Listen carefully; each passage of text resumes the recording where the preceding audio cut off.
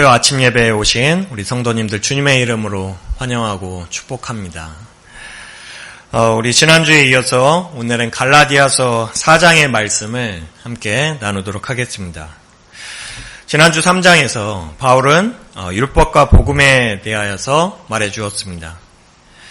율법은 우리가 하나님 앞에 얼마나 악한 죄인인지 드러내준다고 하였죠. 율법은 우리를 절망과 죄책감에 시달리게 하고, 율법의 행위로는 우리가 하나님의 심판을 결코 피할 수 없음을 가르쳐줍니다. 반면에 복음은 우리가 하나님 앞에서 오직 믿음으로 율법의 저주에서 구원받았음을 알려줍니다. 그리스도께서 우리를 위해 율법의 저주를 대신 받으시고 십자가에서 죽으셨음을 알려줍니다. 주님의 죽음을 통해서 우리의 죄는 속량함을 받았고 우리는 자유와 구원을 얻게 되었습니다. 사실 바울은 4장 오늘 말씀에서도 이 복음의 말씀을 계속 이어가고 있습니다. 그가 갈라디아서 전체에서 사실 얘기하고 싶은 것은 복음입니다. 율법과 죄의 지배 아래 종살이하고 있던 인간을 하나님의 우리를 향한 열심, 하나님께서 우리를 향한 그 열심, 즉 하나님의 아들 예수 그리스도의 인간 되심과 그분의 십자가 죽음으로 인해서 받게 된 죄의 용서, 회복, 자유, 그리고 구원. 바울은 갈라디아서 전 그 장에서 끊임없이 반복해서 이 메시지를 갈라디아 교회 교인들에게 전하고 있는 것입니다. 복음은 창조자 하나님께서 우리 피조물들과 맺으신 약속, 즉 언약입니다. 하나님은 홍수로 이 땅의 모든 피조물들을 심판하신 적이 있었습니다. 모든 피조물들을 다 홍수로서 심판하여서 죽이신 후에 노아와 그의 가족들과 약속을 맺으셨죠. 그리고 그 약속의 징표로 그에게 무지개를 보여주셨습니다. 내가 너희와 언약을 세우리니 다시는 모든 생물을 홍수로 멸하지 아니할 것이라. 땅을 멸할 홍수가 다시 있지 아니하리라. 하나님이 이르시되 내가 나와 너희와 및 너희와 함께하는 모든 생물 사이에 대대로 영원히 세우는 언약의 증거는 이것이니라. 내가 내 무지개를 구름 속에 두었나니 이것이 나와 세상 사이의 언약의 증거니라. 하나님은 인간과 모든 피조물들과, 그러니까 인간뿐만이 아니라 모든 피조물들과 언약을 맺으셨는데 그 언약의 증거가 바로 무지개라고 말씀하십니다. 모두 잘 아시겠지만 영어로 무지개는 레인보우죠. 근데 자세히 보면 이 단어는 두 개의 단어가 합성되어 있는 것을 알 수 있습니다. 레인 플러스 보우죠. 레인을 잠깐 떼어놓고 보우만 좀 살펴보면은 무지개는 구약 성경의 원어인 히브리서에서는 퀘셰스라고 읽습니다. 바우, 즉 사냥이나 전쟁할 때 쓰는 활을 얘기하는 겁니다. 퀘셰스는. 그러니까 하나님은 언약의 증거로서 이 무지개, 그리고 다르게 보면은 너무나 거대한 활을 보여주신 것이죠. 근데 이 활은 화살이 없습니다. 그렇죠? 화살이 없고 지구로부터 반대 방향으로 위쪽을 향해서 그 표적을 향하고 있습니다. 하늘을 향해서. 이 거대한 활의 메시지의 의미는 무엇일까요? 생각해 보신 적 있으세요? 이 거대한 활의 메시지는 아주 분명합니다. 제가 말씀드린 것처럼 활의 방향이 지구를 향해서, 땅을 향해서 있지 않고 하늘 쪽으로 향해 있듯이 죄인인 인간이 받아야 할 하나님의 진노와 심판을 이제는 누가 받으시겠다는 것입니까? 이제는 하나님께서 직접 받으시겠다는 뜻입니다. 아니, 화살이 활에 없듯이 이미 하나님께서 몸소 본인의 그 저주와 심판을 직접 받으셨다는 그러한 의미입니다. 하나님은 무지개를 어디에 두셨다고 말씀에 나와 있습니까? 구름 속에 두셨다고 합니다. 성경은 하나님께서 주신 말씀으로서 결코 우연도 없고 결코 우연히 사도들에 의해서 쓰여진 책이 아닙니다. 태초부터 하나님께서 계획하셔서 그 성경의 의미와 형식과 내용은 너무나 조직적이고 체계적인 것을 볼 수가 있습니다. 사도행전 1장 말씀에 보시면은 부활하신 예수님이 제자들 앞에서 승천하시는 기사가 나오죠. 이 말씀을 마치시고 그들이 보는데 올려져 가시니 구름이 그를 가려 보이지 않게 하더라. 무엇이 예수님의 육체를 가렸습니까? 구름이 주님을 가리어서 보이지 않게 하였다라고 나와 있습니다.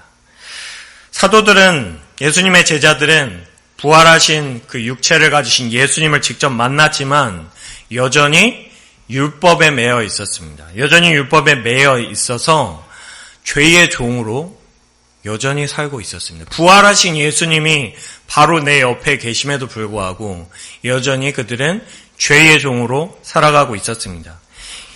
심지어 예수님이 승천하시는 것을 바로 눈앞에서 두 눈으로 목격하고 있음에도 불구하고 예수님을 하나님의 아들로, 하나님으로 알지 못하고 어떻게 있었다고 합니까? 그저 바라보고 멍하니 서 있었을 따름이었습니다. 그러나 하나님은 이 땅 모든 인간들에게 태초부터 이 구원의 약속, 언약을 우리 인간들에게 주셨습니다. 하나님께서 무지개를 구름 속에 두어서 언약의 징표로 보여주셨듯이 하나님은 자신의 아들 예수 그리스도의 승천 시 구름을 가리어서 홍수 심판 때의 무지개 언약과 예수 그리스도로 인해 더욱 분명해진 이 하나님의 새로운 언약이 다른 것이 아니라 동일한 것임을, 영원히 동일한 것임을 하나님은 다시 나타내신 것입니다. 하나님은 이 신실한 언약을 우리의 역사 속에서 여러분 끊임없이 반복해서 계시하고 계신다는 것을 아셔야 합니다. 우리가 느끼지 못하고 의식하지 못할 뿐이지 하나님은 우리의 역사 속에서 자연을 통해서 우리 인간의 활동을 통해서 이 하나님의 언약을 끊임없이 우리에게 보여주고 계시하고 우리가 그 주님의 뜻을 제발 알기를 원하고 계십니다. 그러나 우리는 이 주님의 약속을, 언약을 어떻게 취급하고 있습니까? 주님의 약속을 싸구려 취급하고 우리는 아무 관심도 없습니다. 오히려 오직 이 땅의 물질과 육체에만 관심이 있는 율법 아래, 율법의 종, 죄의 종으로서 친히 살아가고 있습니다. 이제 그리스도 이외에 다른 언약, 더 새로운 언약은 나타나지 않을 것입니다. 여러분, 하나님의 뜻이 무엇인지 알고 싶습니다. 하나님의 뜻을 알려주십시오. 우리는 이렇게 기도할 필요가 없습니다. 왜냐하면 하나님은 그리스도를 통해서 우리를 향하신 그 뜻과 계획을 조금 밝히신 것이 아니라 너무나도 완벽하고 완전하게 다 드러내셨기 때문입니다. 그리고 그리스도의 복음으로 인해서 하나님의 이 태초부터 이어왔던 하나님의 약속, 언약은 완전히 성취되었다. 그 나의 약속, 너희를 향한 약속은 완전히 이루어졌다. 불안해할 필요 없다. 더 이상 좌절할 필요 없다. 세상의 것들이 현혹될 필요 없다. 라고 우리에게 말씀해 주십니다. 그래서 우리는 더 이상 핑계댈 것이 없습니다.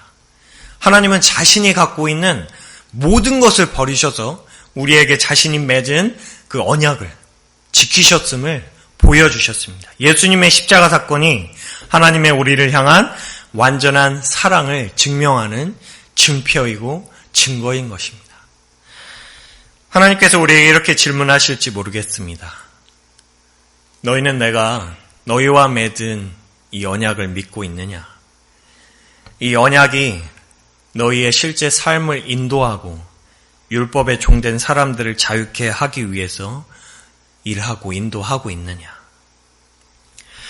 바울도 갈라디아 교회 교인들에게 이렇게 편지를 하고 있는 것입니다. 때가 참에 하나님이 그 아들을 보내사 여자에게서 나게 하시고 율법 아래에 나게 하신 것은 율법 아래에 있는 자들을 속량하시고 우리로 아들의 명분을 얻게 하려 하심이라. 하나님이 그 아들 예수 그리스도를 언제 보내셨다고 말씀하십니까? 때가 찼을 때, when the fullness of time had come, 그 때가 완전히 이루어졌을 때, 하나님은 예수님을 율법 아래에 나게 하셨습니다. 종의 자녀로 나게 하셨습니다. 왜 그렇게 하셨어야 했습니까?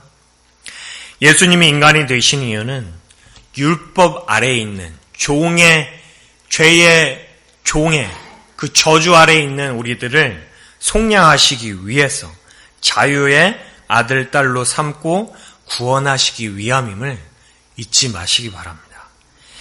여러분이 주님을 향한 뜨거운 믿음을 선물로 받으셨다면 여러분은 하나님의 아들, 딸로 여겨지시는 겁니다. 하나님의 아들, 딸로 여겨지고 예수님께서 하나님을 아버지라 부르셨듯 우리 또한 하나님을 아빠, 아버지로 부르게 하시는 놀라운 은혜를 부어주시는 것입니다. 그러나 많은 사람들이 교회에 나오지만 이 하나님의 약속, 이 언약의 말씀에 확신이 없습니다. 하나님을 아빠, 아버지로 부르든 내가 하나님의 아들, 딸이 되든 아무 상관이 없습니다. 아무 관심이 없습니다. 그저 교회에 열심히 다니면 좀 더 내가 이 땅에 살면서 정신적, 육체적으로 어떻게 하면 더 행복하고 편안하게 살까, 만족하면서 살까에만 혈안이 되어 있습니다. 그러나 우리를 하나님의 자녀 삼아 주신다는 이 하나님의 언약의 말씀이 우리의 심령을 붙들고서 생생하게 그 언약의 말씀이 여러분 심령 안에 살아 역사한다면 우리가 어떻게 그 하나님의 약속 앞에 감격하고 감동하지 않을 수가 있겠습니까? 어둠의 세력에 사단의 종으로 살고 있는 우리를 하나님 나라의 모든 것을 유업으로, 유산으로 받을 수 있는 하나님의 자녀 삼아 주신다니 우리가 어찌 이 말씀에, 이 약속에 감사하지 않을 수 있겠느냐는 말씀입니다. 그러나 대부분의 현대 교회 교인들이 경험하듯이 갈라디아 교회 교인들 또한 복음을 직접 사도 바울에게 들었음에도 불구하고 다시 율법의 종으로 돌아갔습니다.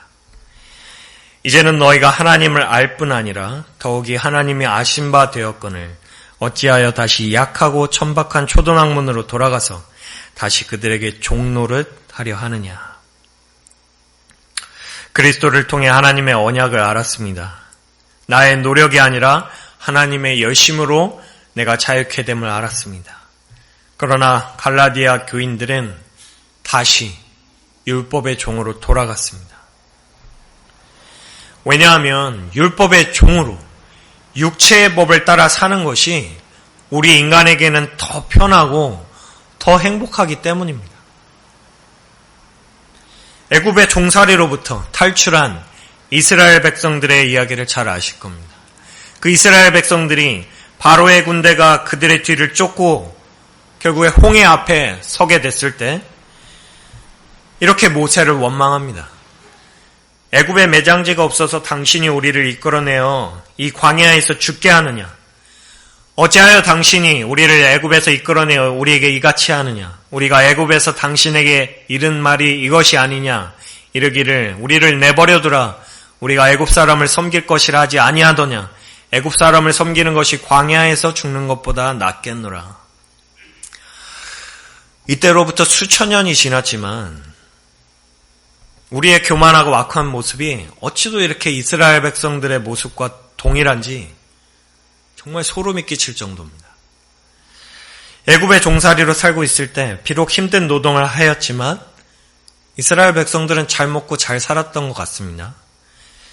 그런데 별안간 모세란 듣도 보도 못한 자가 나타나서 하나님의 명령이라면서 음식도 물도 없는 광야로 백성들을 내몰더니 이제는 바로의 군대의 칼과 창에 목숨마저 잃게 생겼습니다. 그래서 종살이에서 자유케 한 모세를 원망하고 심지어 하나님을 원망하는 것입니다. 아이러니하게도 하나님은 구원하기로 선택한 자녀들을 광야와 같은 황무지로 내모십니다. 너무나 아이러니한 우리의 인생입니다. 정말 하나님은 자기의 자녀를 선택하셔서 구원하기로 작정하시면 이 세상에서 행복하고 더 잘 먹고 잘 살고 유복하게 만드시는 것이 아니라 광야와 같은 황무지로 우리를 쫓아내십니다. 왠지 아십니까? 왜냐하면 평생 율법의 종으로 살고 있던 저주의 법 아래 살고 있던 우리에게 있어서 그 죄의 본성을 우리가 씻어버리고 털어버리기 위해서는 광야와도 같은 아무것도 없는 황무지에서 모두 다 흔적도 없이 털어내버리고 그리고 나서야 하나님의 나라로 들어갈 수 있기 때문입니다. 눈꼽만큼의 손톱의 때만큼의 그 종의 흔적, 그 율법의 저주의 흔적, 그 흔적도 하나님은 허락하지 않으십니다. 모두 완전히 털고 씻어내고 그리스도의 옷을 입으셔야 합니다. 그리스도의 옷을 입고 영광스러운 하나님의 자녀로 성령님께서 인도하시는 그 손을 잡고 올라가셔야 합니다. 그러나 이 과정은 앞에서 말씀드렸다시피 육체를 입고 또 율법의 종에 살고 있는, 태어나면서부터 이 율법과 죄의 세력 안에 갇혀 살고 있는 우리 인간에게 있어서는, 그 종살이에 익숙한 우리들에게 있어서는 너무나 어렵고 힘들고 괴로운 시간들입니다. 아마 여기에 모이신 성도님들 중에서는 주님을 만나서 회심하고 오히려 그 이후에 어떠한 더 힘든 환난과 고난의 시간을 겪으셨을지 모르겠습니다. 바울은 이 성화의 시간을 이렇게 말하고 있습니다. 우리가 환난 중에도 즐거워하나니 이는 환난은 인내를, 인내는 연단을, 연단은 소망을 이루는 줄 알미로다. 여러분이 바울의 로마서 5장 말씀을 보시면서 바울의 그 하나님을 향한 복잡한 감정이 느껴지십니까? 내 육체는 너무나 힘들고 환난 속에 있지만 내가 그리스도를 만남으로 인해서 주님을 알지 못하는 세상 사람들이 보지 못하는 것을 내가 보았고 느끼지 못하는 것을 느꼈고 경험하지 못한 것을 경험하였기 때문에 나는 이 길을, 십자가의 길을 주님 갈 수밖에 없습니다. 그 가운데에서 저는 소망을 주님과 함께 이루는 줄 믿습니다. 라고 고백하는 사도 바울의 이 간절한 마음이 느껴지십니까? 바울은 우리가 환난 중에도 즐거워할 수 있다고 말합니다. 그러나 문제는 대부분의 평범한 사람들은 환난 중에 즐거워할 수 없습니다. 즐거워하지 못합니다. 큰 사고를 당해 가족을 잃었다고 생각해 보십시오. 가족을 잃거나 내가 가진 전 재산을 잃게 되거나 내가 사고로 인해서 불구가 되었다고 생각해 보십시오. 우리는 그 누구도 그 환난 가운데 즐거워할 수 있다 말할 수 없습니다. 누구의 위로도 위로가 되지 않습니다.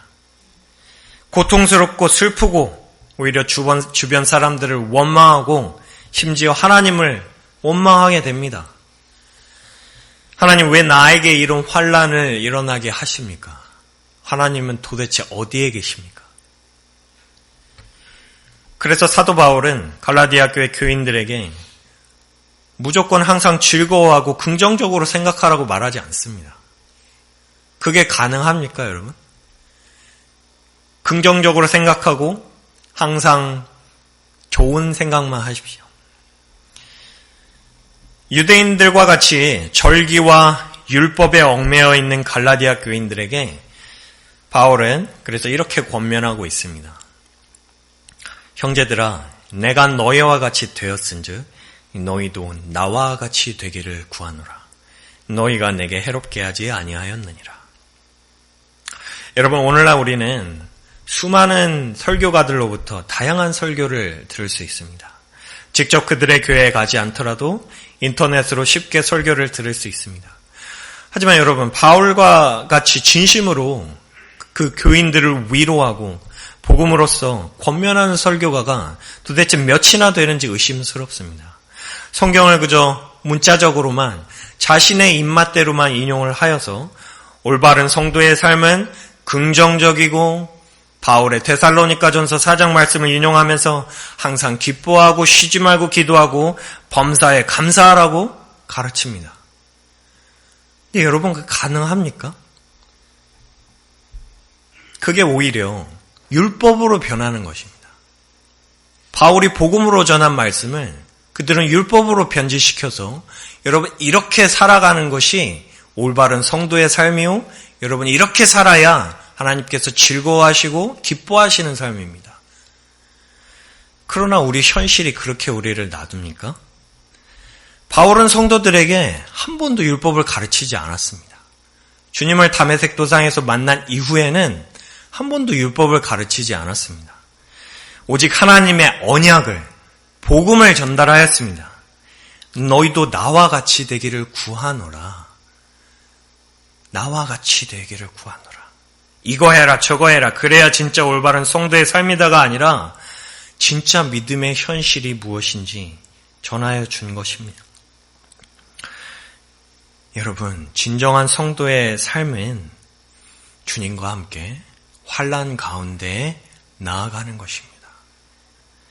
세상의 칭찬과 성공 가운데 만족하면서 축배를 드는 것이 아니라 오히려 그들의 비난과 비탄과 저주 가운데 오직 주님께서 주신 이 구원의 약속, 언약 하나 붙들고 자랑하면서 살아가는 것이 성도의 삶입니다. 라고 바울은 오늘날 우리에게도 주님의 약속을 선포하고 있습니다.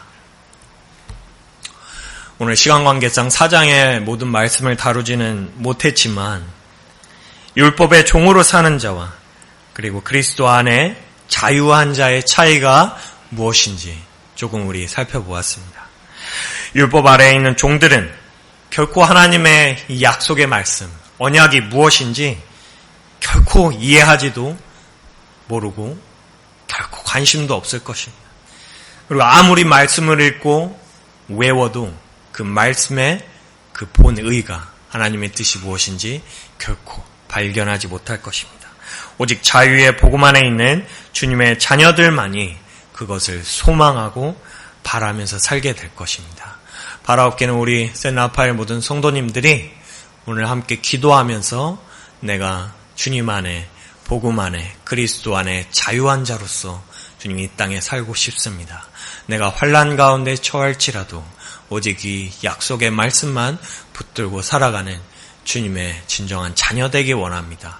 라고 함께 우리 기도하셨으면 좋겠습니다. 함께 기도하겠습니다. 사랑과 은혜가 충만하신 하나님 감사합니다. 하나님, 오늘도 살아 역사하셔서 우리에게 영원하니 주님의 언약의 말씀을 우리에게 다시금 기억하게 하여 주시니 감사드립니다. 하나님, 우리가 때로는 인생을 살면서 너무나 어렵고 힘든 일이 닥쳐와서 주님을 원망하고 이 언약의 말씀을 잊으며 살아갈 때가 많이 있지만 우리가 다시금 하나님 주님을 붙들고 오직 이 구원의 말씀만을, 복음만을 붙들고 자랑하며 살아가는 주님의 자녀들 될 수 있도록 도와주시옵소서.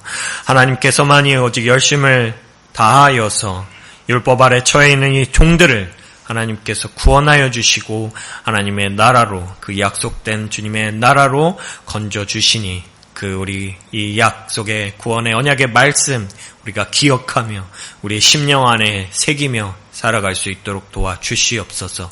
그래서 우리가 정말 저주의 종된 자들이 아니라 하나님 나라의 복음의 자유의 아들, 딸들로서 하나님을 아빠로 부르면서 살아가는 주님의 백성들이요 자녀들 되어 살아갈 수 있도록 도와주시옵소서. 그래서 이 세상을 이 주님의 복음으로 많이 밝히며 살아가는 자녀들 되도록 도와주시옵소서.